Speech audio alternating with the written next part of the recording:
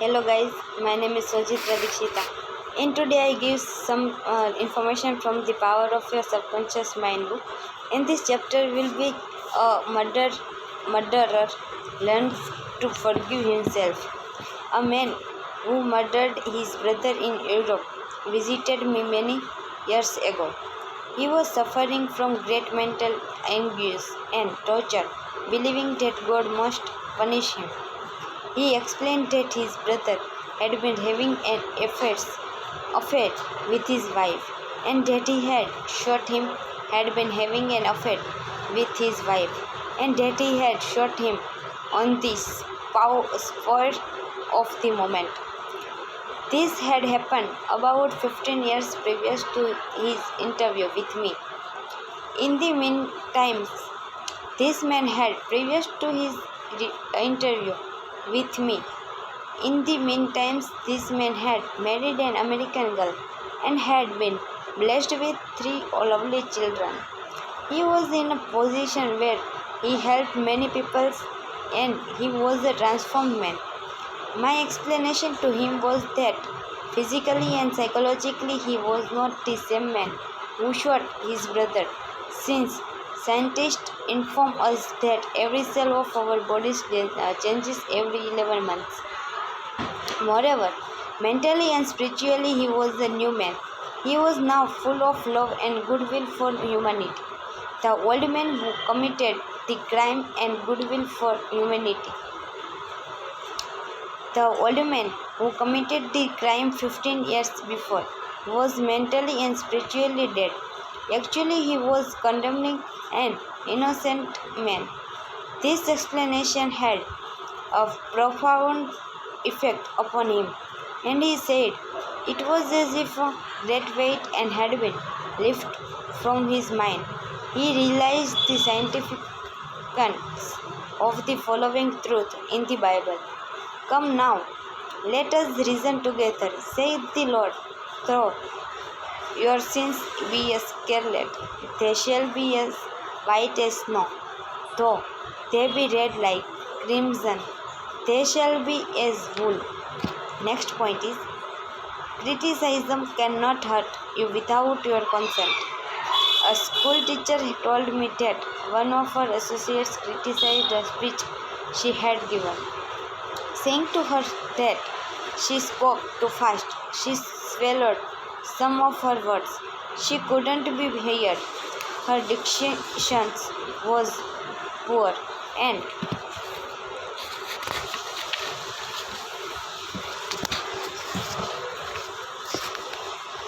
her speech ineffective. This teacher was furious and full of resentment toward her critic. She admitted to me that the criticism were just. Her first reaction was really childish, and she agreed that the latter was really a blessing and a marvelous character. She proceeded immediately to supplement her deficiency in her speech by enrolling in a course in public speaking at City College. She wrote and thanked the writer of the note for her interest, expressing appreciation for her conclusion and findings, which enabled the teacher to correct the matter at once. Next point is how to be compassionate. Suppose none of the things mentioned in the letter had been true of the teacher.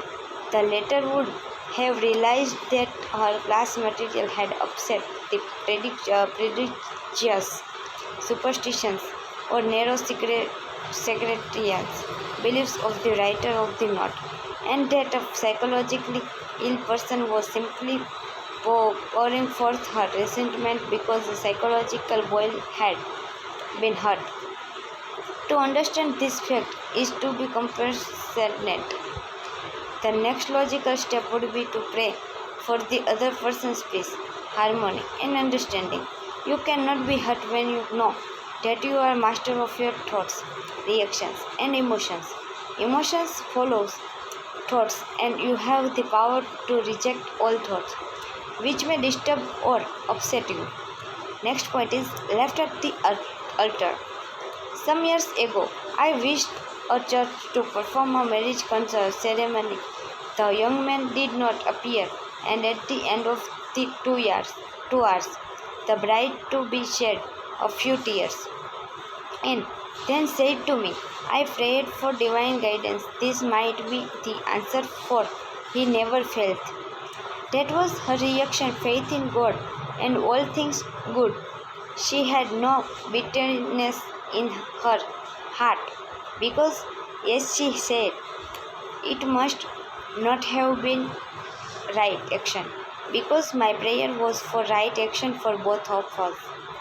Someone else having a similar experience would have gone into a tantrum, have had an emotional fit, required sedations, and perhaps needed hospitalization. Tune in with the infinite intelligence within your subconscious depths, trusting the answer in the same way that you trusted your mother when she held you in her arms. This is how you can acquire poise and mental and emotional health. Next point is, it is wrong to marry. Sex is evil and I am evil. Some time ago, I talked to a young lady aged 22. She was taught that it was a sin to dance, to play cards, to swim, and to go out with men. She was threatened by her mother, who told her she would burn eternally in hellfire if she obeyed her will and her religious teachings.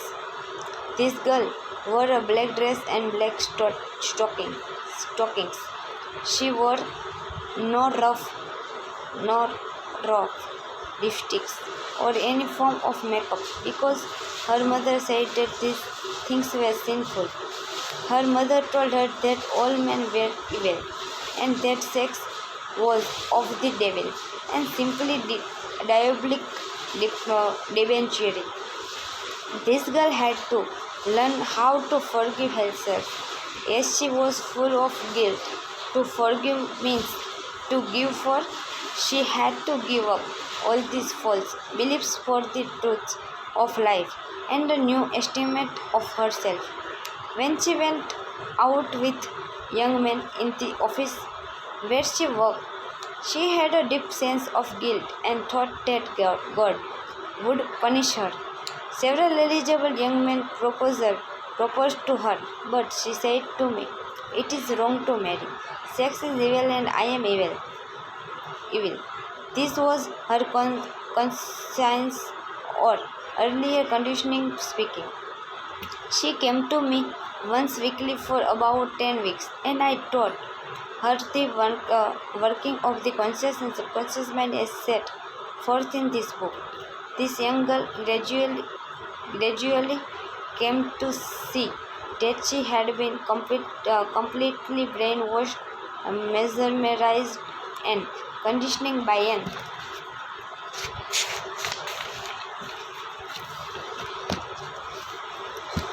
ignorant, superstitious, bigoted, and frustrated mother. She broke away completely from her family and started to live a wonderful life.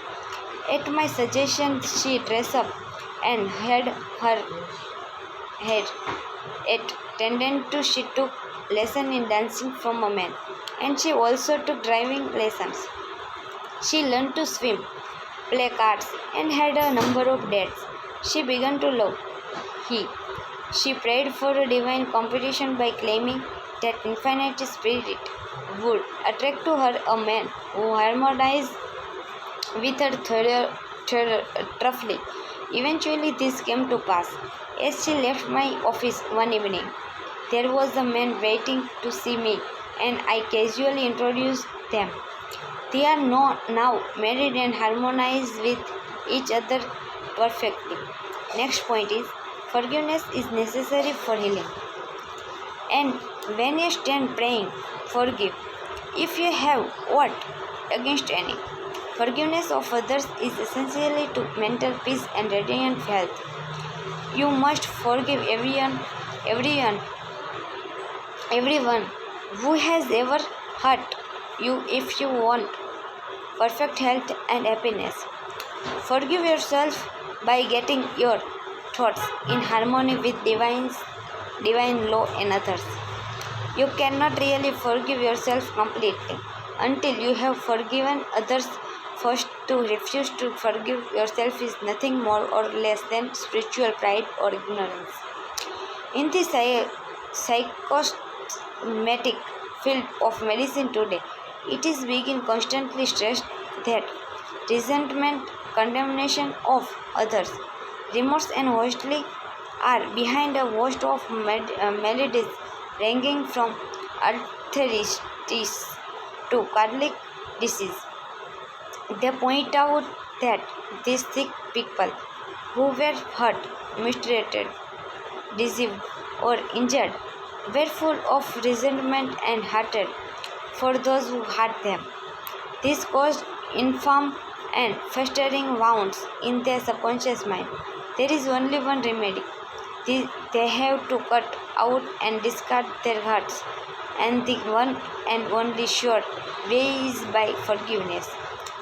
Next point is forgiveness is love in action. The essential ingredients in the art of forgiveness is the willingness to forgive. If you sincerely desire to forgive the other, you are 51% over the hurdle. I feel sure you know that you forgive the others does not necessarily mean that you like him or want to associate with him. You cannot be compelled to like someone. Neither can be government legislate goodwill, love, peace, or tolerance. It is quite impossible to like people because someone in Washington issue an edict to that effect. We can, however, love people without liking them. The Bible says, love one another. This anyone can do who really want to do it. Love means that you wish for the other's health, happiness, peace, joy, and all the blessing of life. There is only one prerequisite, and that is sincerity. You are not being magnanimous when you forgive. You are really being selfish, because what you wish for the others, you are actually wishing for yourself. The reason is that you are thinking it and you are feeling it. As you think and feel, so are you. Could anything be similar than that? Next point is the technique of forgiveness. The following is a simple method which works wonders in your life as you practice it. Quiet your mind, relax, and let go. Think of God and His love for you, and then affirm, I fully and freely forgive. I release Him mentally and spiritually. I completely forgive everything connected with the matter in question. I am free, and he or she is free. It is a marvelous feeling. It is my day of general amnesty. I realize anybody and everybody who has every hurt me. And I wish for each and everyone health, happiness, peace, and all the blessing of life. I do this freely, joyously, and lovingly. And whenever I think of the person who hurt me, I say, I have realized you, and all the blessings of life are yours. I am free and you are free. It is wonderful. The great secret of true forgiveness is that once you have forgiven the person, it is unnecessary to repeat the prayer. Whenever the person comes to your mind or the particular hurt happen to enter your mind, wish the delinquent well and say, peace to be to you. Do this as often as the thought enter your mind. You will find that after a few days, the thought of the person or experience will return less and less often until it fades into nothingness. The acid test for forgiveness. There is an acid test for gold. There is also an acid test for forgiveness. If I should tell you something wonderful about someone who has wronged you, cheated you, or defrauded you, and you sizzled at hurling the good news about this person. The roots of hatred would still be in your subconscious mind, playing havoc with you. Let us suppose you had a painful abscess on your jaw year ago, and you told me about it. I would casually ask you if you had any pain now. You would automatically say, "Of course not. I have a memory of it, but no pain." That is the whole story. You may have a memory of the incident, but no sting or hurt anyone. This is the acid test, and you must meet it psychologically and spiritually. Otherwise, you are simply deceiving yourself and not practicing the true art of forgiveness. Next point is to understand all is to forgive all. When man understands the creative law of his own mind, he ceases to blame other people and conditions for making or marring his life. He knows that his own thoughts and feelings create his destiny. Furthermore, he is aware that external are not the causes and conditioners of his life and his experiences. To think that others can mar your happiness, that you are the football of a cruel fate, that you must oppose and fight others for a living. All these and others like them are untenable when you understand that thoughts are things. The Bible says the same things, for as a man thinketh in his heart, so is he.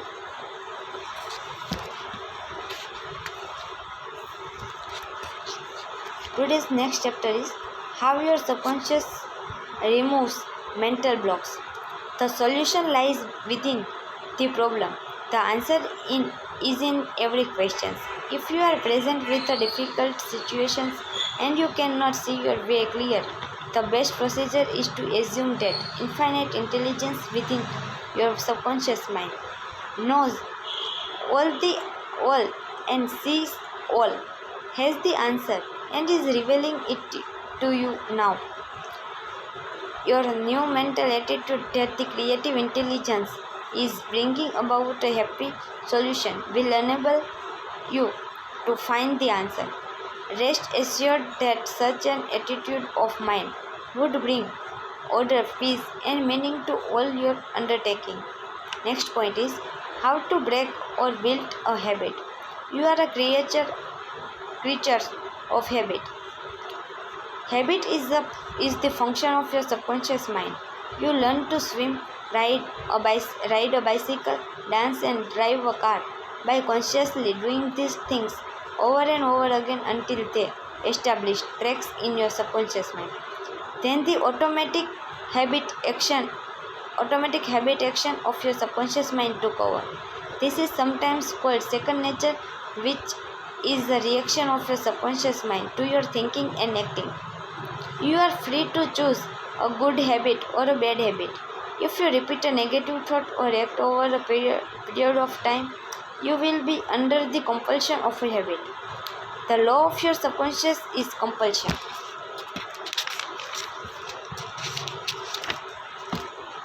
Next point is how he broke a bad habit.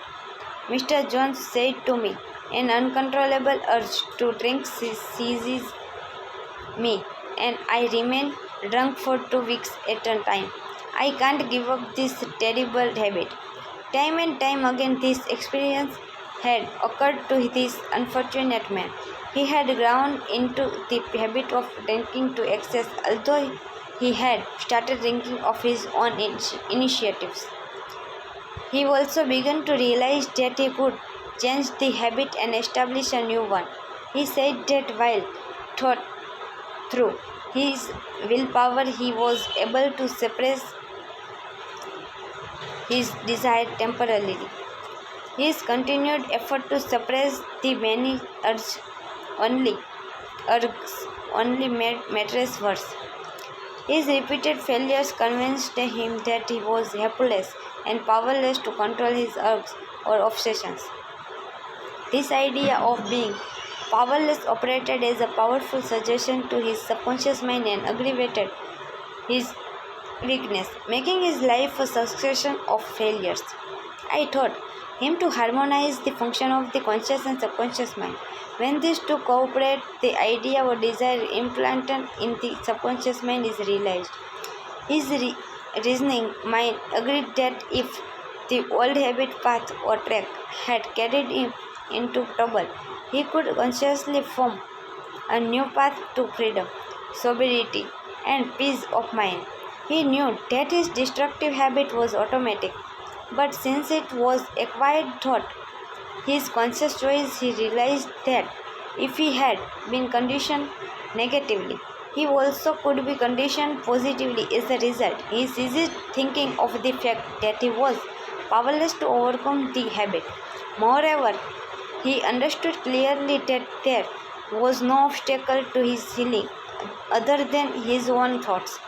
Therefore, there was no occasion for great mental effort or mental coercion. Next point is the power of his mental picture. This man acquired a practice of relaxing his body and getting into a relaxed, drowsy, meditative state.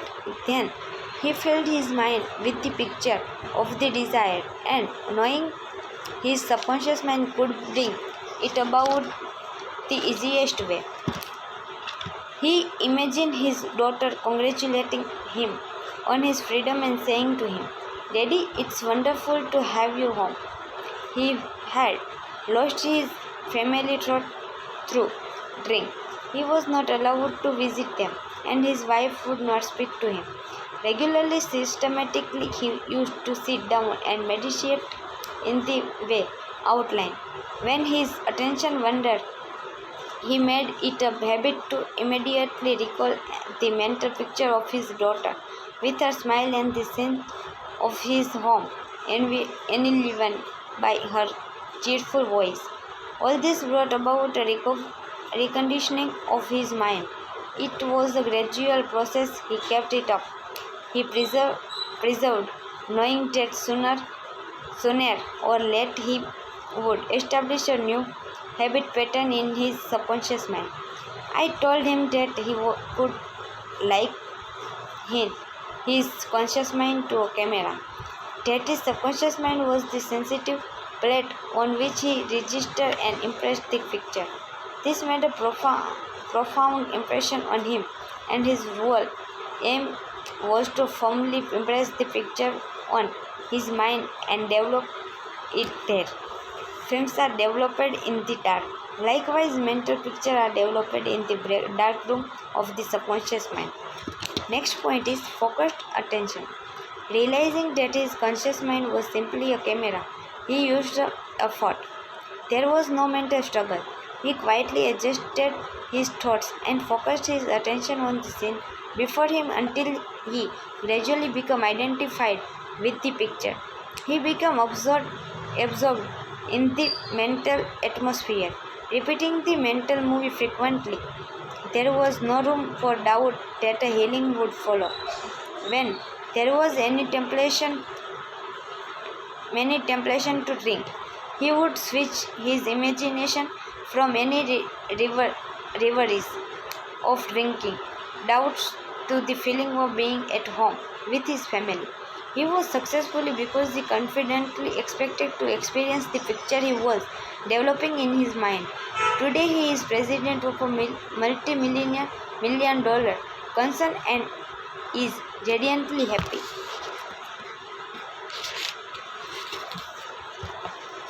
Next point is, he said Genix was following him. Mr. Block said that he had been making an annual income of $20,000. But for the past 3 months, all doors seemed to jam tightly. He brought clients up to the point where they were about to sign on the dotted line, and then at the 11th hour, the doors closed. He added that perhaps a Genix was following him. In discussing the matter with Mr. Block, I discovered that 3 months previously he had become very irritated, annoyed, and resentful toward a dentist who, after he had promised to sign a contract, had withdrawn at the last moment. He began to live in the unconscious fear that other clients would do the same, thereby setting up a history of frustration, hostility, and obstacles. He gradually built up in his mind a belief in obstruction and last-minute cancellation until a vicious circle had been established. What I fear most has come upon me. Mr. Block realized that the trouble was in his mind and that it was essential to change his mental attitude. His run of so-called misfortune was broken in the following ways. I realize I am one with the infinite intelligence of my subconscious mind, which no obstacles, which knows no obstacles, difficulties, or delay. I live in the joyous expectancy of the best. My determined response to my thoughts. I know that the work of the infinite power of my subconscious cannot be hindered. Infinite intelligence always finishes successfully whatever it begins. Creative wisdom works through me, bringing all my plans and purposes to completion. Whatever I start, I bring to a successful conclusion. My aim in life is to give wonderful services, and all those whom I contact are blessed by what I have to offer. All my works come to all full fruitions in divine order. He repeated this prayer every morning before going to call on his customers, and he also prayed each night prior to sleep. In a short time, he had established a new habit pattern in his subconscious mind, and he was back in his old accustomed strike as a successful salesman. Next point is, how much do you want what you want? A young man asked Scott how he could get wisdom. Scott replied, "Come with me." He took the lad to a river, pushed the boy's hair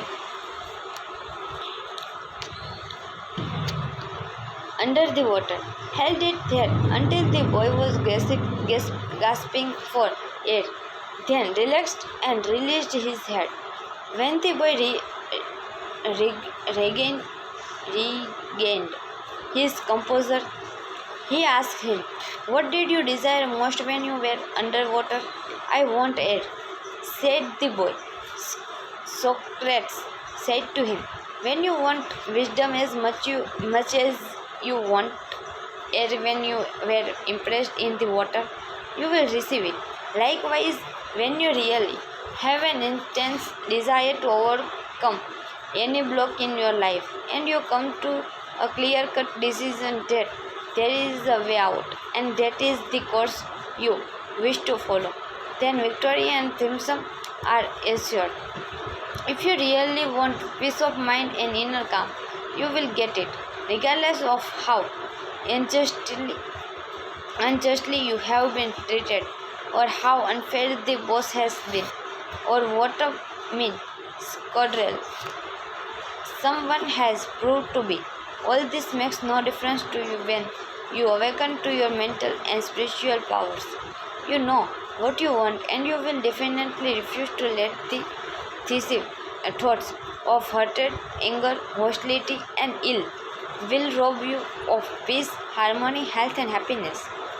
You cease to become upset by people, conditions, news, and events by identifying your thoughts immediately with your aim in life. Your aim in peace, health, inspiration, harmony, and abundance. Feel a river of peace flowing through you now.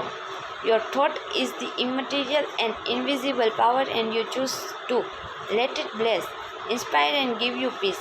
Next point is, why he could not be healed. This is the case history of a married man with 4 children who was supporting and secretly living with another woman during his business trip.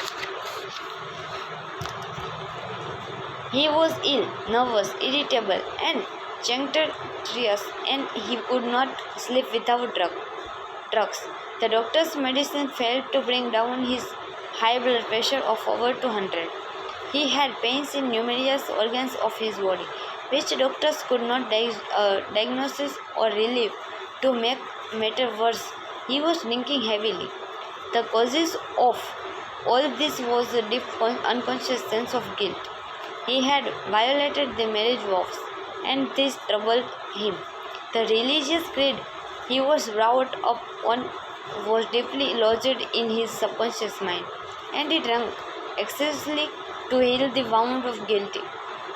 Some invalids take morphine and codeine for severe pain. He was taking alcohol for the pain or wound in his mind. It was the old story of adding fuel to the fire. Next point is the explanation and the cure. He listened to the explanation of how his mind worked.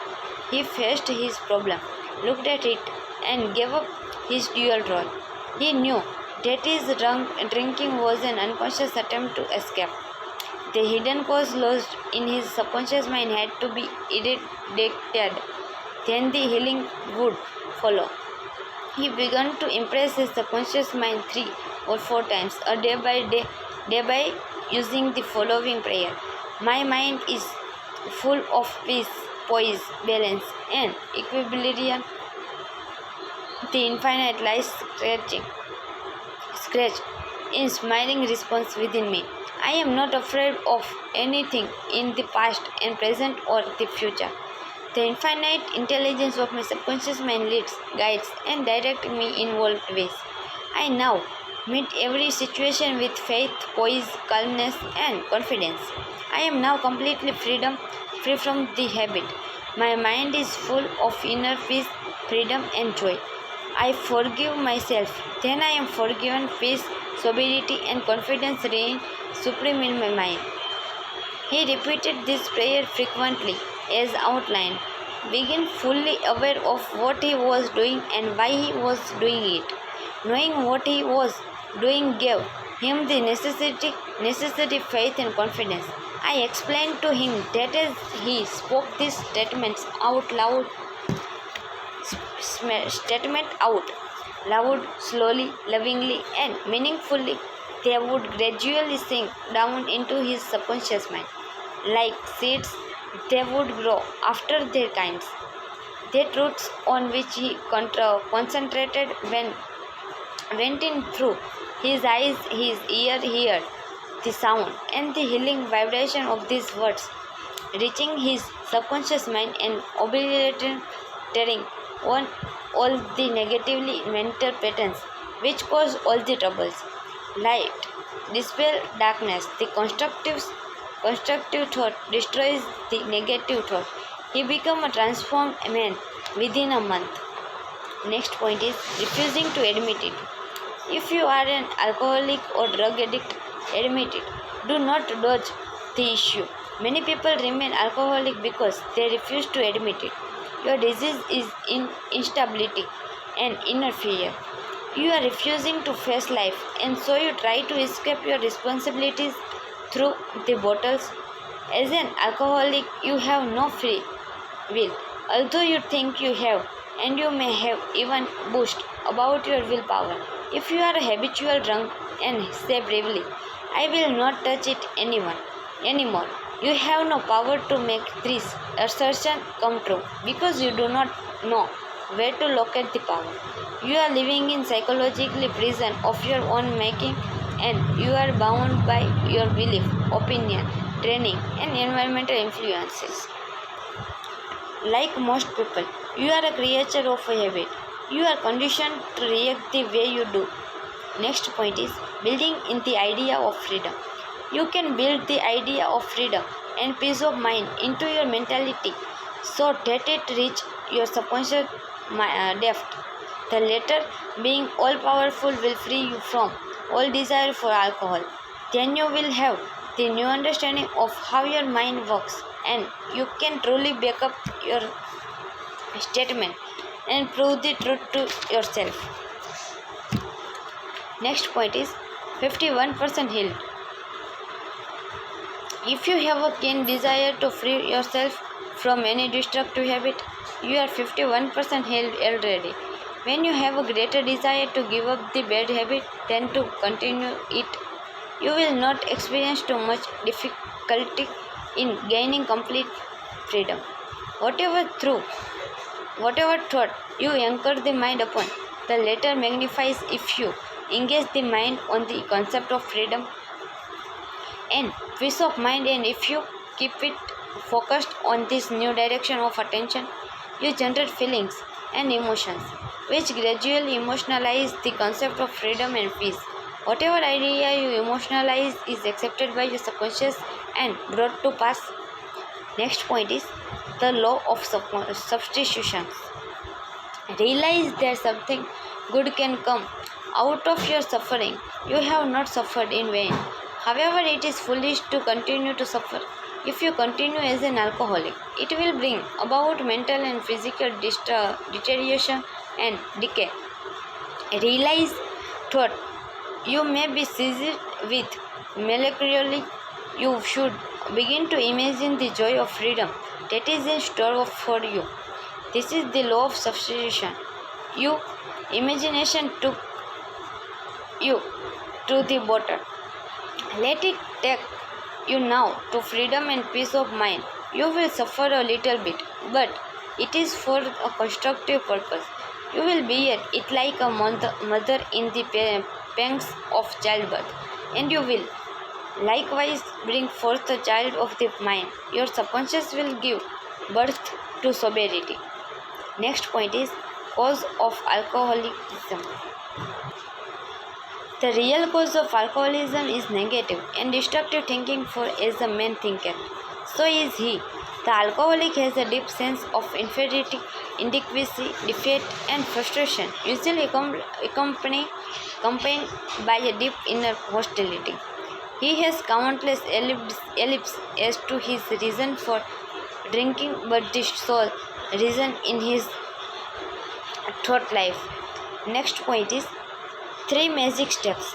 The first step, get still. Within the wheels of the mind. Enter into a sleepy, drowsy state. In this relaxed, peaceful, receptive state, you are preparing for the second step. The second step is take a brief phrase which can really be graven on the memory and repeat it over and over as a lullaby. Use the phrase, sobriety and peace of mind are mine now, and I give thanks, to prevent the mind from wandering. Repeat it aloud or sketches its pronunciation with the lips and tongue as you say it mentally. This helps it entry into the subconscious mind. Do this for 5 minutes or more. You will find a deep emotion response. The third step is just before going to sleep. Practice what Johann von Goethe, German author, used to do. Imagine a friend, a loved one in front of you. Your eyes are closed. You are relaxed and at peace. The loved one or friend is subjectively present and is saying to you, "Congratulations." You see the smile. You hear the voice. You mentally touch the hand. It is all real and vivid. The word congratulations implies complete freedom. Hear it over and over again until you get the subconscious reaction which self-satisfies. Next point is keep on keeping on. When fear knocks at the door of your mind, or when worry, anxiety, and doubt cross your mind, behold your vision, your goal. Think of the infinite power within your subconscious mind, which you can generate by your thinking and imagining, and this will give you confidence, power, and courage. Keep on persevere until the day breaks and the shadow flee away.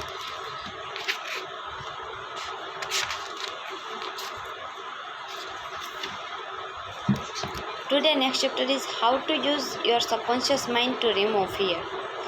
One of our Students told me that he was invited to speak at a banquet. He said he was panic-stricken at the thought of speaking before 1,000 people. He overcame his people this way. For several nights, he sat down in an armchair for about 5 minutes and said to himself slowly, quietly, and positively, I am going to master this fear. I am overcoming it now. I speak with poise and confidence. I am relaxed and at ease. He operated a definite law of mind and overcome his fear. This subconscious mind is unable to suggestion and is controlled by suggestion.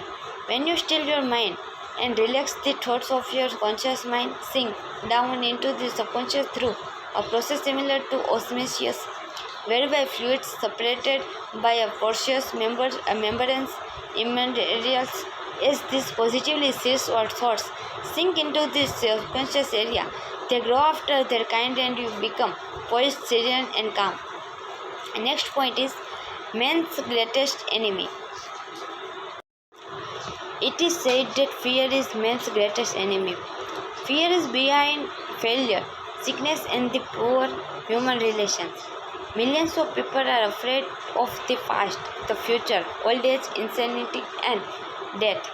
Fear is a thought in your mind and you are afraid of your own thoughts. A little boy can be paralyzed with fear when he is told there is a boogeyman under his bed that is going to take him away. When his father turns on the light and show him there is no boogeyman, he is freed from fear. The fear in his mind of the boy was as real as if there really was a boogeyman there. He was healed of a false thought on his mind. The things he feared did not exist. Likewise, most of your fears have no reality. They are merely a congratulation of sinister shadows, and shadows have no reality. Next point is do the thing you fear. Ralph Waldo Emerson, philosopher and poet, said, do these things you are afraid to do, and the death of fear is certain. There was a time when the writer of this chapter was filled with unutterable fear when standing before an audience. The way I overcome it was to stand before the audience, do this thing I was afraid to do, and the death of fear was certain. When you affirm positively that you are going to master your fears, and you come to a definite decision in your conscious mind, you really realize the power of the subconscious, which flows in response to the nature of your thoughts. Next point is banishing stage fright. A young lady was invited to an audition. She had been looking forward to the interview. However, on 3 previous occasions, she had failed miserably due to stage fright. She possessed a very good voice, but she was certain that when the time came for her to sing, she would be seized with stage fright. And the subconscious mind takes your fear as a request, proceed to manifest them, and brings them into your experience. On 3 previous auditions, she sang wrong notes, and she finally broke down and cried. The causes, as previously outlined, was an involuntary auto-suggestion. Therefore, a silent fear thought, emotionalized and subjectified. She overcame it by the following techniques. 3 times a day, she isolated herself in a room. She sat down comfortably in an armchair, relaxed her body and closed her eyes. She stilled her mind and body.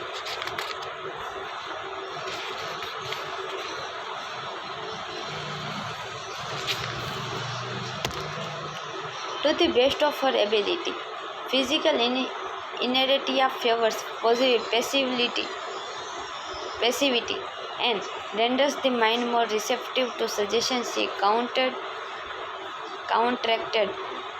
the fear suggestion by its converse, saying to herself, I sing beautiful, I am poised, serene, confident, and calm. She repeated the words slowly, quietly, and with feeling from 5 to 10 times at each sitting. She had three such sittings every day and one immediately prior to sleep at night. At the end of a week, she was completely poised and confident and gave a definitely outstanding audition. Carry out the above procedure and the death of fear is certain. Next point is fear of failure. Occasionally, young men from the local university come to see me, as well as school teachers, who often seem to suffer from suggestive amnesia at examinations. The complaint is always the same. I know the answer after the examination are over, but I can't remember the answer during the examination. The idea which realized itself is the one of the which we invariably give concentrated attention. I find that each one is obsessed with the idea of failure. Fear is behind the temporary amnesia and it is the cause of the whole experience. One young medical student was the most brilliant person in his class, yet he found himself falling to answer simple questions at the time of written or oral examination. I explained to him that the reason was he had been worrying and was filled for several days previous to the examinations. These negative thoughts become charged with fear. Thoughts enveloped in the powerful emotion of fear are realized in the subconscious mind. In other words, this young man was requesting his subconscious mind to see to it that he failed, and that is exactly what it did. On the day of the examination, he found himself stricken with what is called in psychological circles suggestive amnesia.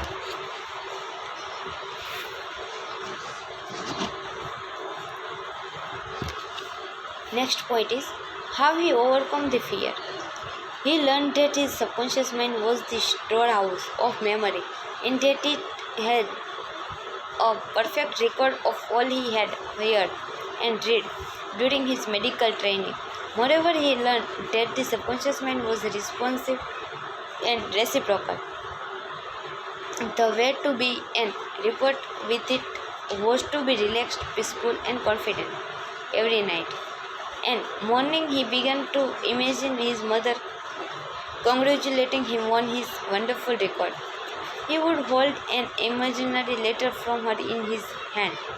As he began to contemplate the happy result, he called forth the corresponding or reciprocal responses or reaction in himself. The all-wise and omnipotent potent power of the subconscious took over, detected and directed his conscious mind.